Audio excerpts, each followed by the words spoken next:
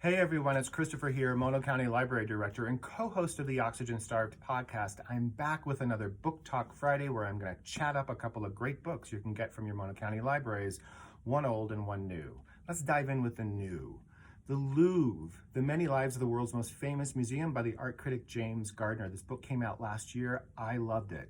I'm a bit of a history buff, and what I particularly enjoyed is that this isn't just the story of the art in the museum, it's the story of the building itself and how it's transformed over time. You and I recognize the Louvre as that big, beautiful palace on the banks of the Seine in Paris, housing the Mona Lisa, the Venus de Milo, throngs and throngs of visitors in a good year. But it actually started its existence as a small medieval castle built to defend the city of Paris from English invasion back in the Middle Ages.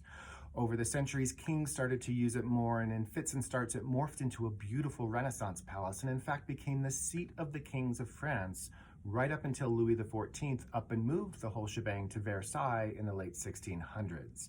After that, the Louvre itself became a bit of a white elephant, although they continued to store art there.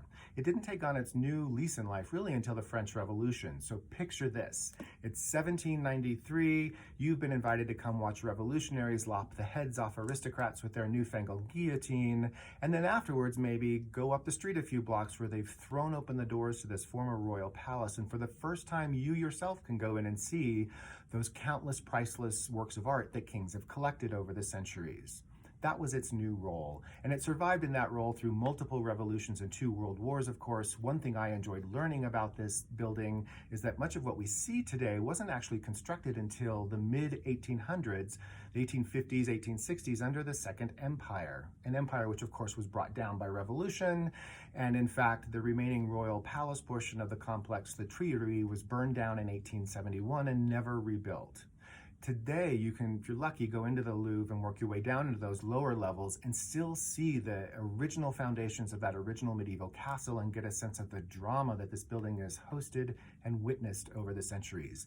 This is the Louvre by James Gardner. Now let's talk about the old.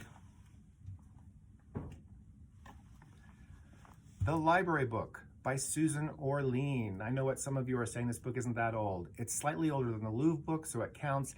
It's also our April online book club pick, so I wanted to give it a shout out. Many of you will recognize Susan Orlean's name. She wrote The Orchid Thief, which was made into a movie. She's written numerous other nonfiction books, and she writes for many magazines and newspaper publications today. She's kind of like a social historian.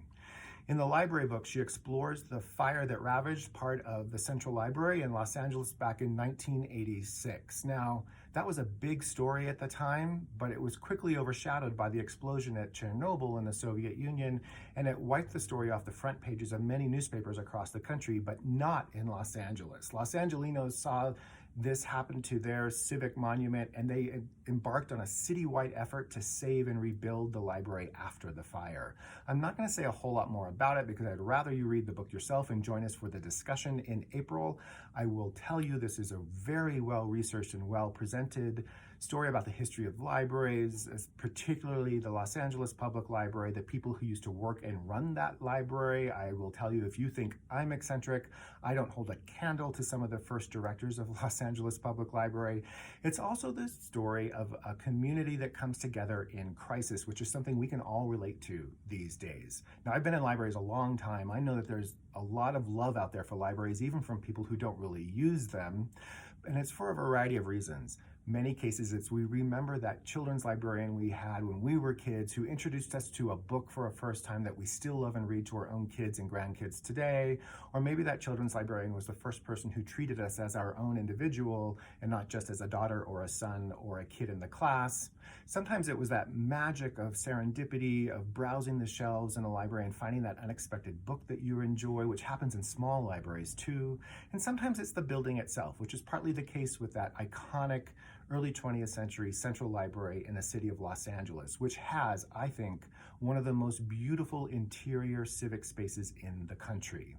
Now, I've also been around libraries as a leader for a long time, and I've come to understand that much of the love of libraries comes from the sense of the community that the library implies. It's something we respectfully share with our friends and neighbors and visitors. We allow anyone to come in and use it with us, and we all can get something from it, even if we have different tastes or different worldviews. So I invite you to come join us in our online book discussion in mid-April on the library book by Susan Orlean. The online portion of the discussion is hosted on the Mammoth Lakes Library Facebook page. It's free and open to anyone in the county or beyond. And then we will also be hosting a one-time Zoom discussion, and we will post the details for that on our website and that Facebook page as well. So stay tuned for the discussion of the library book by Susan Orlean. And then remember, you can check out The Louvre by James Gardner. You can find these and other books in your Mono County libraries, which I should remind you are now open for limited on-site use. So you can come in and browse and find your own books, which is a wonderful thing. In the meantime, stay safe and happy reading.